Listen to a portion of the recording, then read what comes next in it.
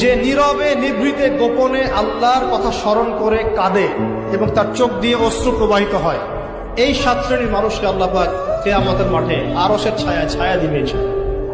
আমরা কি পেতে চাই?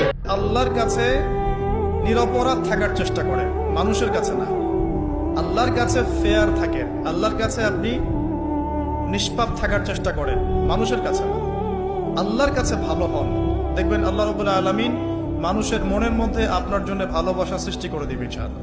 যে ব্যক্তি সূরা ফালাক, সূরা নাস এবং সূরা ইখলাস, এই 3টা সূরা সকালে এবং সন্ধ্যায় 3বার করে পড়বে, যদি সকালে পড়ে সন্ধ্যা পর্যন্ত যাবতীয় হঠাৎ বিপদ থেকে বেঁচে থাকবে। হঠাৎ বিপদ, ধাপাস করে কোনো বিপদে পড়বে না ইনশাআল্লাহ।